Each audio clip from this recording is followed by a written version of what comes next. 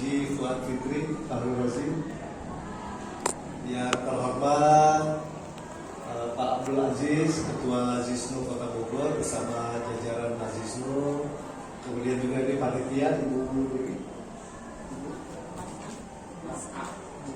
Muas'a dan juga panitia yang lain, termasuk juga ini anak-anak calon penerima beasiswa.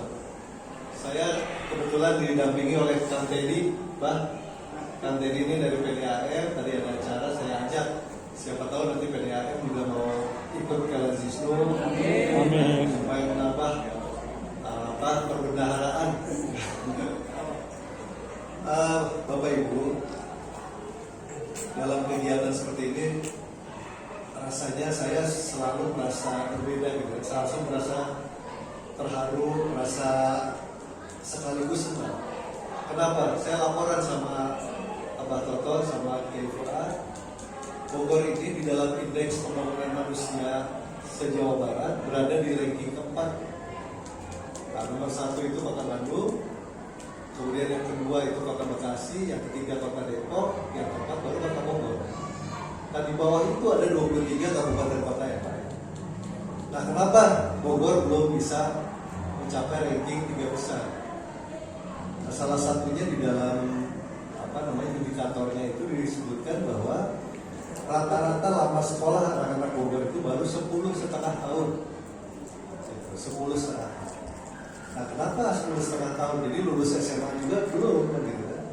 Karena sebagian besar memang dari keluarga prasejahtera. Jadi kalau kita mau berubah dari prasejahtera menjadi sejahtera, tidak ada jalan lain kecuali menyekolahkan anak-anak sampai setinggi-tingginya, kalau bisa sampai sarjana, gitu. Nah, kalau ada kendala pembiayaan tentu harus dicarikan jalan keluarnya. Nah, dengan pola bantuan model beasiswa dari Lazisnu inilah salah satu harapan baru untuk anak-anak yang kurang mampu, yang keluarga prasejahtera karena berbagai faktor ya, itu kemudian terbuka harapan. Nah, setelah itu harapannya tentu tadi, kalaupun sekolah jangan cuma 12 tahun, kalau bisa sekolah setinggi-tingginya. Kemudian yang kedua, pemerintah sekarang berkomitmen, Mbak. Jadi lulusan pesantren pun sekarang boleh masuk ke perguruan tinggi negeri maupun swasta. Termasuk juga di semua instansi, termasuk juga TNI, Polri dan instansi pemerintah yang lain, menyiapkan slot dari anak-anak yang dulunya belajar nyantri di pesantren. Jadi dibutuhkan sekarang itu, ya, di TNI, di Polri, semua diterima, terutama yang latar belakang santriwati. Jadi tidak perlu sekolah umum, ya, kalau memang ada kesempatan di pesantren nggak apa-apa diambil.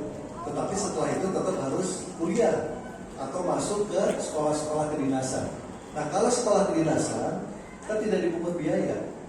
Nah, jadi untuk semua, ya, untuk anak-anak nanti dipilih sekolah-sekolah kedinasan. Setelah lulus SMA, cari sekolah kedinasan yang memang tidak dibutuhkan biaya, supaya tadi kan bisa meringankan beban dari orang tua. Nah, terakhir, Bogor juga ini kendalanya karena baru 10,5 tahun, maka tingkat pernikahan di bawah usia normal perkawinan itu sangat banyak, terutama di Bogor Selatan. Nah, akibatnya apa? Akibatnya lahirlah karena pengantin perempuannya usia 15, kemudian pengantin prianya usia 16, lahirlah anak-anak yang stunting karena janinnya masih berebutan, karena ibunya masih butuh gizi untuk pertumbuhan, sementara di dalam perutnya ada janin yang juga butuh asupan gizi untuk pertumbuhan, berebutan, lahir anak-anak stunting. Nah, pemerintah kemudian mencanangkan kalau saat ini tingkat nasional mungkin prevalensi stunting ada di kisaran 20%.